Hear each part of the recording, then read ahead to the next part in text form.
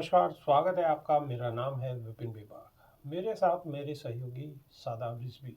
धन्यवाद सर। अपना दल कमेरावादी की नेता और सिराथू सीट से सपा विधायक पल्लवी पटेल ने एक बार फिर से सदन में उन्हें अपनी बात रखने का मौका नहीं देने पर नाराजगी जताई है। उन्होंने आरोप लगाया कि सदन में असंवैधानिक तरीके से उनकी आवाज़ को दबा दिया गया। वो भाजपा के भ्रष्टाचार के खिलाफ आवाज़ उठाना चाहती थी। सपा विधायक ने अपने सोशल मीडिया अकाउंट एक्स पर पोस्ट कर लिखा और निशाना साधा और कहा कि एक बार फिर पिछड़े वर्ग की महिला विधायक की भाजपा के भ्रष्टाचार के खिलाफ आवाज को सदन में असंवैधानिक रूप से दबा दिया गया। उत्तर प्रदेश सरकार ने भ्रष्टाचार और भ्रष्टाचारी दोनों को बचा लिया। इसके लिए सीएम योगी आदित्यनाथ अवश्य ही गर्व कर सकते हैं। जय भ्रष्टाचार की। पल्लवी पटेल ने प्राविधिक संस्थाओं में नियमों के विरुद्ध पदोन्नति का आरोप लगाया है। इस मुद्दे को वो सोमवार को भी सदन में उठाना चाहती थी, लेकिन उन्हें मौका नहीं दिया गया। इसके बाद वो विधानसभा परिसर में ही धरने पर बैठ गई, लेकिन देर रात को संसदीय कार्य मंत्री सुरेश खन्ना पहुंचे और उन्होंने आश्वासन देकर उनका धरना समाप्त कराया और कहा कि उन्हें अपनी बात रखने का मौका दिया जाएगा। लेकिन मंगलवार को भी पल्लवी पटेल को अपनी बात रखने नहीं दी गई, जिसके बाद वो बुरी तरह बिफर गई। पल्लवी पटेल ने इस दौरान कहा कि अंधेर नगरी चौपट राजा। सरकार इस समय हिंदू मुस्लिम और मंदिर मस्जिद करने में व्यस्त है, भ्रष्टाचार पर बात करना नहीं चाहती। उन्होंने योगी सरकार में मंत्री आशीष पटेल पर 25-25 लाख रुपए की घूस लेकर प्राविधिक संस्थानों में नियमों के विरुद्ध जाकर पदोन्नति दिए जाने के आरोप लगाए।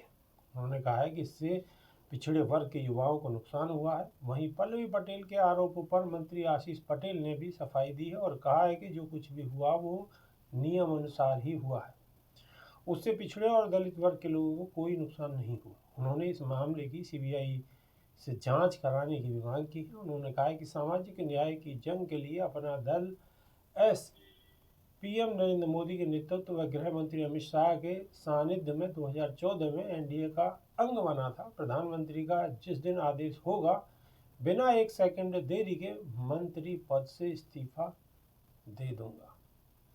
सादाब रिजवी, बिल्कुल। ये क्या खेल चल रहा है उत्तर प्रदेश के अंदर?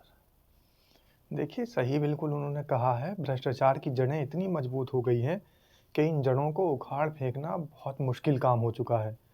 और जब से राज्य में जो बाबा की सरकार है, या कह दीजिए भारतीय जनता पार्टी की सरकार है, तब से भ्रष्टाचार और ज़्यादा पनपता चला जा रहा है। उन्होंने तो सिर्फ पदोन्नति की बात की है, लेकिन नियुक्तियों में भी घपले हो रहे हैं। पदोन्नति में तो घपले हैं ही, नियुक्तियों में भी घपले हो रहे हैं।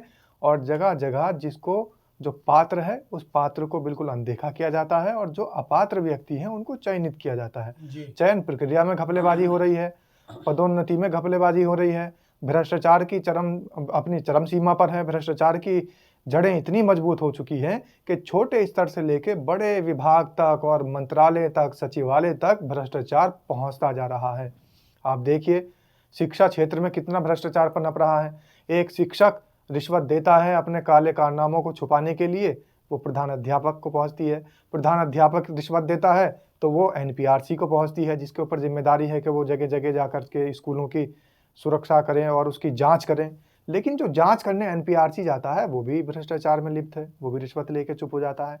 फिर उस रिश्वत का अंश वो पहुंच जाता है एबीएसए तक, और एबीएसए से वो अंश पहुंच जाता है बीएसए तक, और बीएसए से वो अंश पहुंच जाता है डीएम और ऊपर लेवल तक, फिर सचिव लेवल तक, कमिश्नर लेवल तक, सचिव लेवल तक, फिर मुख्यमंत्री लेवल तक।